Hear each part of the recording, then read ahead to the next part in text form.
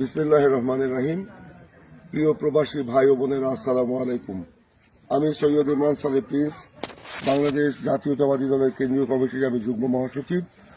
আসন্ন জাতীয় সংসদ নির্বাচনে আমি ময়মনসিংহ 1 তথা 145 হালুয়াঘাট ধোবাউড়া আসন থেকে বিএনপির মনোনীত প্রার্থী, ধানের শীষের প্রার্থী হয়ে আজকে আমি আপনাদের সামনে উপস্থিত হয়েছি ভোট প্রার্থনা করার জন্য। প্রবাসীদের ভোটের অধিকারের দাবি দীর্ঘদিনের। আমাদের নেত্রী মরহুমা বেগম খালেদা জিয়া দীর্ঘদিন থেকেই এই দাবির প্রতি সোচ্চার ছিলেন এবং তিনি যে ভিশন 2030 দিয়েছিলেন 2017 সালে, সেখানেও কিন্তু তিনি স্পষ্টভাবে এই প্রবাসীদের ভোটের অধিকারের কথা বলেছিলেন। 24-এর গণ অভ্যুত্থান পরবর্তী যে গণতন্ত্রের পথে আমরা নতুন করে যাত্রা শুরু করেছি, এই যাত্রা পথে আমরা সরকারের কাছে এবং নির্বাচন কমিশনে যে প্রস্তাব এবং দাবিগুলো তুলে ধরেছিলাম, তার মধ্যে প্রবাসীদের ভোটের অধিকার প্রদান করার দাবিটি ছিল অন্যতম।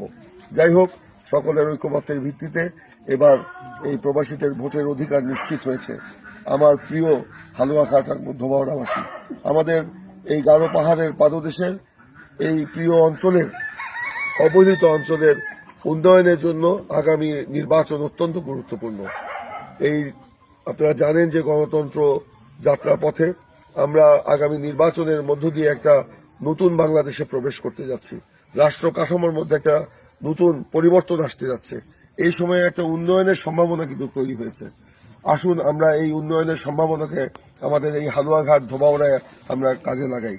আমাদের নেতা জনাব তারেক রহমান বলেছেন, we have a plan for our people, for our country. আজকে সেই প্ল্যানের হাত ধরে আমরা আমাদের এই ধোবাউড়া এবং হালুয়াঘাটকে সাজাই। এখানে হালুয়াঘাট এবং ধোবাউড়া আলোর নিচে অন্ধকার। এখানে অনেক সম্ভাবনা ছিল।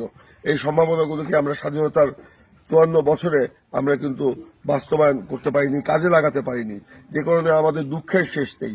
আমি আগেই বলেছি, আমাদের এই এলাকা আলোর নিচে অন্ধকার। এই অন্ধকারকে কাটিয়ে আমরা এই এলাকাকে, চির অবহেলিত এলাকাকে আমরা আলোকিত এলাকায় পরিণত করতে চাই।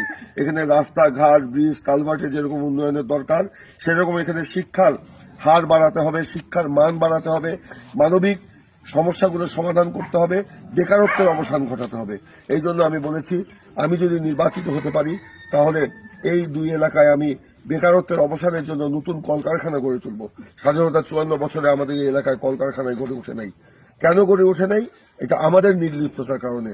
তাই আমি প্রথমেই যে কাজটি করতে চাই, কলকারখানা গড়ে তোলা, এখানে সন্ত্রাস নির্মূল করতে চাই, চাঁদাবাজ নির্মূল করতে চাই, এখানে এই বেকারত্বের অবসান করতে চাই এবং এখানে আমাদের যে মাদকাসক্ত থেকে আমাদের যুব সমাজকে আমরা রক্ষা করতে চাই।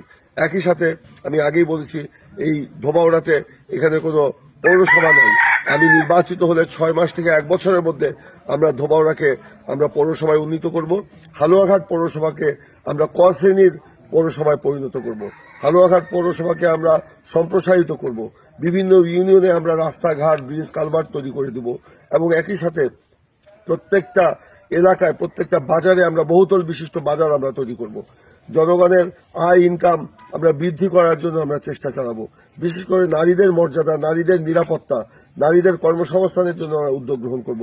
উপজাতি নারী যারা রয়েছেন তাদের আমরা নিরাপত্তা নিশ্চিত করব এবং আমাদের দুই এলাকায় গারো আদিবাসী রয়েছেন এবং হাজং রয়েছেন, তাদের যে জীবন আচরণ, তাদের যে জীবন সংগ্রাম, এটাকে তুলে ধরে আমাদের দুই এলাকায় আমরা প্রদর্শনী কেন্দ্র করব।